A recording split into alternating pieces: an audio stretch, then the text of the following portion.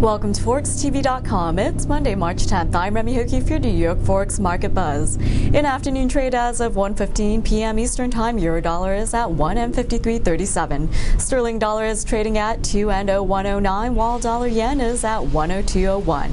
U.S. equities are seeing continued weakness in today's session as we kick off the week. In today's NYMEX trading session, crude oil prices continue to soar, earlier hitting all-time highs at the $107 level mark. And this afternoon, we're joined by Nick Bennenbroek, Head of Currency Strategy at Wells Fargo. Good afternoon, Nick. Good afternoon. Thanks for joining us at the beginning of a week. Oh, you're welcome. Well, following last week's tumultuous data front here in the U.S., we also saw volatility in equity as well as commodity markets. This week, the data front is light in the U.S., but as we absorb the latest non-farm payrolls data as well as recession concerns, the U.S. dollar has been hitting record lows against the euro and the Swiss franc. And not surprisingly, dollar yen has been hitting multi-year lows. So, Nick, post non-farm payrolls, what is your outlook for dollar yen? Well, I think certainly the dollar is probably going to remain on the defensive for some time, and those job numbers and indeed all of the economic numbers have been very disappointing. So I think we can see that dollar yen rate as low as 100, and even over the next 3 to 6 months, I think that 102 or 102.50 would be pretty close to where we are now, and I really wouldn't see much dollar strength against the yen over the next several months.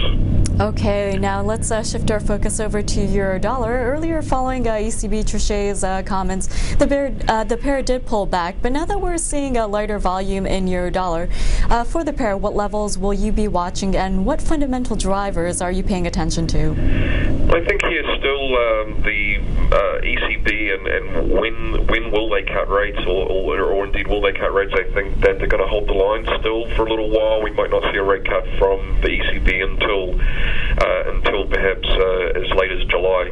I think that as far as the euro dollar rate is concerned, we're probably in for a period of consolidation over the course of the next week or so, and so I would think a 153 to 154 range could see the euro trade in that range this week. Okay, now while we keep our eyes on the losses in the credit market as well as dollar weakness across the board, if you could tell us how risk aversion has been benefiting the low-yielding yen as well as the Swiss franc in the crosses. Yeah, we're certainly continuing to see that. The Swiss franc is, the euro-Swiss cross at 156.41, and that's down several cents from where it was just a few weeks ago. But we're still seeing strength in the yen and the Swiss franc, a move away from some of the European currencies in some instances. And I think that also looking at the shorter-term players, they have built up sizable long positions. So we'd suspect that, as I mentioned, the yen to stay strong, and the yen and the Swiss franc to probably stay strong as well. Okay, now let's take a look at the upcoming sessions this week. There has been talk of a possible emergency meeting by the Fed, but this week, taking a look at the data front, if you could give us your forecast for international trade data as well as retail sales and CPI.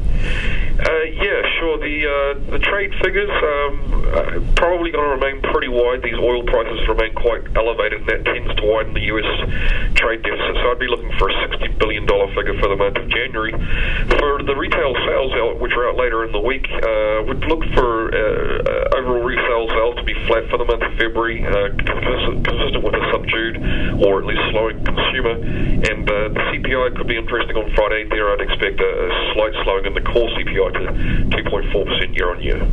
Okay, and last but not least, before we wrap it up for today's interview, if we could take a brief look at the dollar block currencies of the Aussie, Kiwi, as well as CAD. For those currencies against the U.S. dollar as well as the yen, if you could briefly give us your outlook.